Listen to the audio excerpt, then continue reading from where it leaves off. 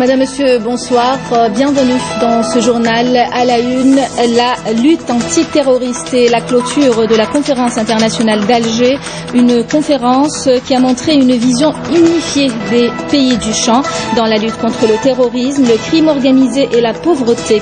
On reviendra sur ce sujet avec l'invité de ce 19h, Monsieur José Madera, directeur du Centre africain d'études et de recherche sur le terrorisme.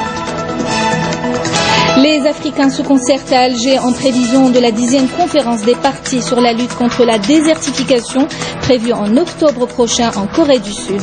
Les pays africains veulent sortir avec une stratégie commune pour parler d'une seule voix. Transport mis en marche avec succès du métro d'Alger ce jeudi. La ligne 1 du métro d'Alger en marche à blanc en attendant l'exploitation commerciale en novembre prochain.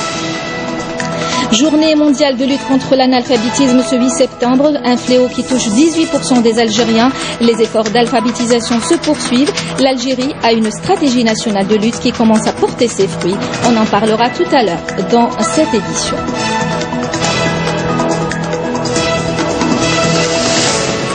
Mais avant de revenir en détail sur ces titres de l'actualité, ces messages de félicitations adressés par le président de la République, d'abord au président de la République du Tadjikistan à l'occasion du 20e anniversaire de la proclamation de l'indépendance de son pays. Le président Abdelaziz Bouteflika a également adressé ses félicitations au chef de l'État de la République populaire démocratique de Corée à l'occasion du 63e anniversaire de la fondation de cette République. Clôture, je vous l'annonçais au début de ce journal, aujourd'hui au Palais des Nations à Alger, des travaux de la conférence internationale sur le partenariat dans la lutte antiterroriste, la sécurité et le développement entre les pays du champ et les partenaires extra-régionaux. Un accent particulier a été mis sur la nécessité de coordonner les efforts dans une action urgente et déterminée sur les plans régional et international afin de lutter efficacement contre le terrorisme et le crime transnational. Jawida Boumraj. Tout d'abord, un appel à une action commune dans la lutte contre le terrorisme a été relevé lors de cette conférence. Il a été également souligné l'importance du développement et de l'amélioration des conditions de vie des populations, notamment dans les zones enclavées et déshéritées de la région du Sahel. Le ministre délégué aux affaires maghrébines et africaines, Abdelkader Messahel, a estimé que le moment est venu de donner une forte impulsion à la coopération entre les pays du champ et leurs partenaires. Dans ce contexte, les participants ont relevé que le développement économique et social et la sécurité constituent un binôme indissociable. Les pays du champ qui ont exposé leur stratégie régionale ont mis l'accent sur la nécessité d'engagement supplémentaire et davantage d'actions coordonnées. Leurs partenaires extra-régionaux se sont de leur côté félicités de la pertinence de cette stratégie qui contribue à la mise en place d'une coopération régionale au double plan de la sécurité et du développement. Un accent particulier a été également mis sur la nécessité d'œuvrer au tarissement de toutes les sources de financement du terrorisme et de combattre ce fléau et ses connexions avec le crime transnational organisé, ce qui exige une coopération intensifiée sur les plans régional et international. Les participants ont ainsi convenu de la création de synergies et de complémentarité afin de conférer plus d'efficacité et de cohérence à la coopération entre les pays du champ et les partenaires extra-régionaux. Le rôle de l'Algérie dans la lutte contre les fléaux du terrorisme et du trafic transfrontalier a été relevé par de nombreux participants qui ont mis en exergue la disponibilité de l'Algérie à mettre son expérience et ses capacités au service de cette lutte.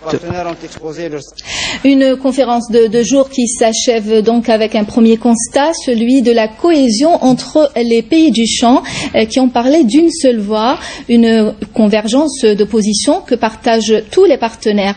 Tous sont d'accord pour dire par exemple qu'il n'y a pas de sécurité sans développement et vice-versa. Le partenariat est alors le meilleur moyen, il faudrait seulement une complémentarité entre les stratégies des uns et des autres. Abdelmajid Benkassi a assisté à la conférence de presse qui a suivi la conférence internationale.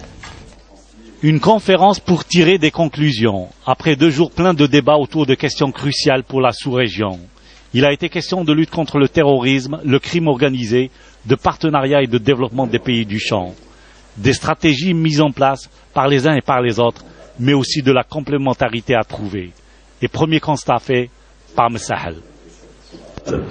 Premier constat, c'est celui d'une cohésion dans la position des pays du champ. Nous avons parlé d'une seule voix. Nous avons exprimé nos préoccupations. Nous avons présenté à nos partenaires notre propre stratégie. Une convergence de vues entre les pays du champ, mais aussi l'autre facteur important, la vision commune avec les partenaires extra-régionaux, que sont surtout les grandes puissances. C'est une vision commune que nous avons entre nos partenaires et nous sur l'indivisibilité qu'il y a entre la sécurité et le développement. La quatrième conclusion, c'est que nos partenaires, ils l'ont dit, se sont félicités de la stratégie régionale que nous avons, nous, pays de la région, déclinée. Que ce soit notre stratégie au plan politique, notre stratégie au plan militaire, notre stratégie au plan sécuritaire ou notre stratégie au plan du développement. Une stratégie régionale payante qui a besoin de partenariat, c'est possible, mais un partenariat surtout sans ingérence. Les États-Unis ont des intérêts dans la région, la France a ses intérêts dans la région, la Chine a ses intérêts dans la région, la Russie a ses intérêts de la région. C'est notre région, donc nous sommes en droit d'établir des canaux de dialogue et de discussion. Ce que je constate, et c'est notre constat à tous, c'est que nous sommes dans une logique de partenariat. Nous ne sommes pas dans une logique d'ingérence. C'est pour ça qu'il fallait faire un peu la nuance entre logique d'ingérence et logique de partenariat. Logique de partenariat, quand elle est bien comprise, quand elle répond à nos besoins, et je crois que cet exercice a été extrêmement utile, parce que même les gens découvrent qu'on a une stratégie. Les intérêts des uns et des autres, mais aussi des partenaires qui ont montré leur disponibilité, avec comme grand objectif barrer la route au terrorisme et à la criminalité, tout en mettant en place des stratégies de développement de la sous-région. Et pour revenir sur cette conférence internationale, nous avons avec nous ce soir Monsieur Francisco Caetano José Madeira, directeur du Centre africain d'études et de recherche sur le terrorisme, dont le siège se trouve à Alger. Monsieur Madeira, bonsoir. Bonsoir. Merci d'avoir accepté notre invitation. Tout le monde est d'accord pour dire aujourd'hui que la menace est plus que jamais réelle. La menace du terrorisme est plus que jamais réelle sur la région, notamment dans cette conjoncture de crise en Libye. De cette conférence d'Alger, il en ressort une vision unifiée des pays du champ et la disponibilité de leurs partenaires étrangers. Alors, est-ce qu'on peut dire aujourd'hui, vous, en tant que spécialiste, que ces derniers ont la même vision, du moins la même approche? Oui, merci beaucoup. Bonsoir, mesdames et messieurs. Tout d'abord, je voulais réitérer le message de condoléances présenté par le président Jinping, le président de la Commission de l'Union africaine, par rapport aux événements et les attaques terroristes et kamikazes qui sont tenues ici à Alger. Deuxièmement, je voulais dire qu'une lutte efficace contre le terrorisme veut dire la capacité d'éviter que les actes terroristes se tiennent et au cas où ils se tiennent, la capacité de réduire le dégât de ces actes. Dans ce sens, ça veut dire qu'il faut le développement, il faut la sécurité, il faut l'équipement, il faut le développement. Et dans ce sens aussi, ce message a bien passé vers les partenaires. Ils ont bien compris, ils ont bien entendu, parce que chaque délégation de pays du champ qui a pris la parole a fait ce message très clair. Et les partenaires nous ont signalé qu'ils ont bien compris, et maintenant, il faut aller à l'action. On attend, on ne pouvait pas discuter les détails de comment est-ce que cette action va se tenir dans la salle, mais ils nous ont dit qu'ils sont prêts à venir et en appui parce qu'ils sentent, ils voient que la lutte et la situation terroriste au Sahel les affectent à eux aussi, particulièrement nos collègues de l'Occident qui sont tout près, après le Méditerranée. Alors, ils sont prêts à travailler, ils sont engagés à travailler avec nous et avec le pays du champ. Alors, Monsieur Madeira, l'Algérie, compte tenu de son expérience, est aujourd'hui leader reconnu dans le monde dans la lutte antiterroriste. Et quel serait, à votre avis, le rôle de l'Algérie dans cette nouvelle étape de lutte contre le terrorisme et le crime organisé? Merci. Nous avons vraiment une très grande chance d'avoir l'Algérie dans la position où elle se trouve. Une Algérie profondément engagée dans la lutte, pas seulement contre le terrorisme, mais dans la lutte pour la consolidation de la souveraineté et l'indépendance des pays africains. Et l'Algérie qui est disposée à mettre au profit toute son expérience dans le champ d'antiterrorisme, dans le champ d'un pays indépendant et souverain depuis 1962.